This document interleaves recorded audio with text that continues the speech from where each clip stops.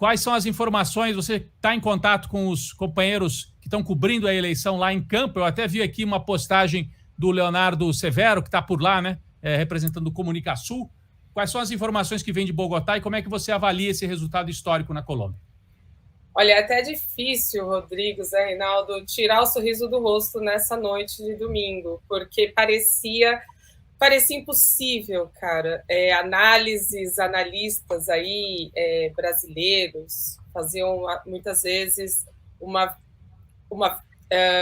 panorama bastante negativo, porque o cenário realmente era complexo para o Gustavo Petro e a Francia Marques, porque eles saem do primeiro turno com 8 milhões de votos e eles precisavam chegar à marca, que chegaram de 11 milhões de votos, e tinham contra eles tudo e todos.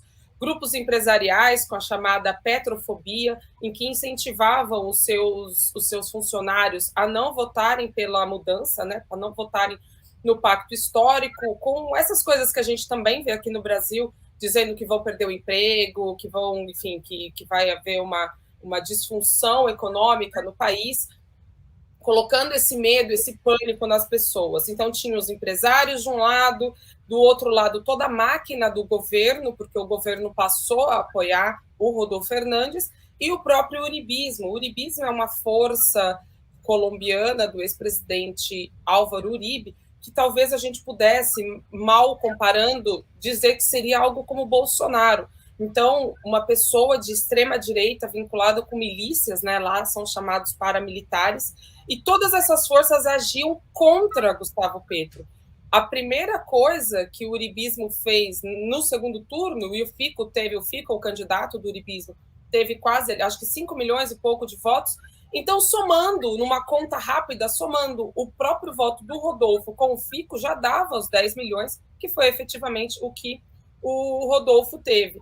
Então, para o Petro, estava praticamente impossível. E a questão é, de onde Petro vai tirar aí os votos necessários para chegar nos 11 milhões? E a resposta veio da mobilização popular, veio das ruas, veio dos jovens que foram em massa votar, das mulheres.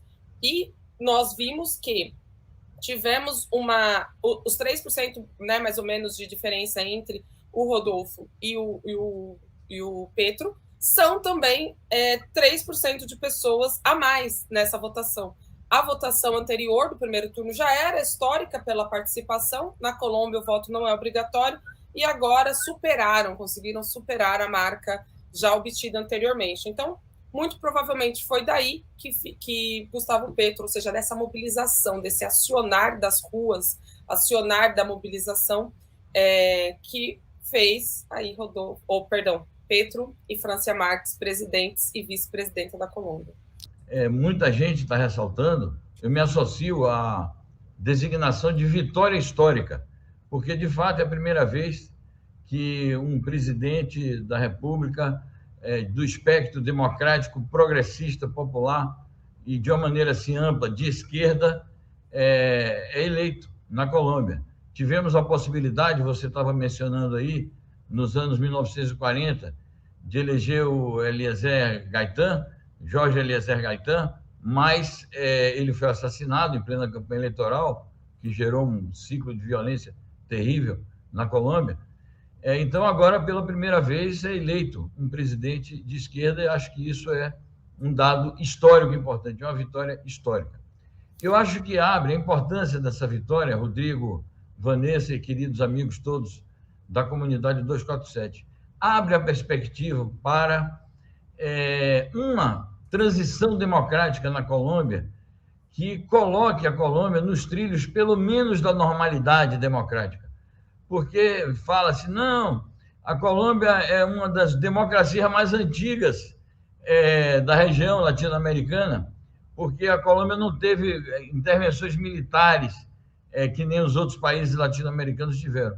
Mas era uma democracia falsa, era aquela democracia da bipolaridade entre liberais e conservadores, que eram ambos, salvo algumas exceções nas fileiras liberais, eram ambos partidos reacionários, partidos das classes dominantes. Então, primeiramente, abre a perspectiva de sair-se dessa dicotomia falsa e dessa democracia falsa. Acho também que abre a perspectiva de uma transição para um sistema de justiça social, que, aliás, as injustiças flagrantes do sistema colombiano estiveram na raiz de todo o processo aí de guerrilhas durante mais de 50 anos, como estiveram também na raiz de acontecimentos mais recentes, como foram as revoltas populares da juventude, de várias camadas populares, nos últimos 2 anos, e que formaram um caldo de luta progressista que favoreceu bastante a eleição do Petro agora. Então, acho que abre caminho também para isso.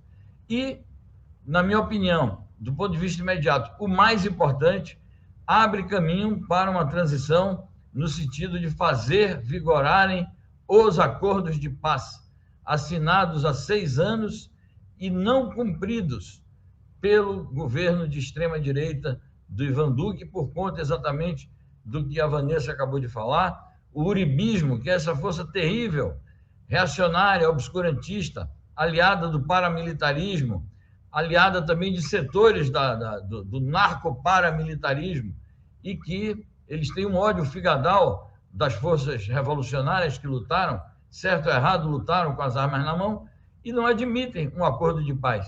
E o acordo de paz, ao não ser cumprido, ele resulta no seguinte: centenas de lideranças camponesas, sindicais e populares que precisam se integrar à vida normal, e é uma cláusula do acordo de paz que se integre, são expostos a todo tipo de perigo, e muitas dessas lideranças são sistematicamente assassinadas na Colômbia. Então, se o Petro avança no sentido de paralisar isto e caminhar para que realmente se respeitem todas as cláusulas do acordo de paz, eu acho que nós teremos uma Colômbia completamente modificada em relação ao seu passado de muitos anos atrás e o passado recente também.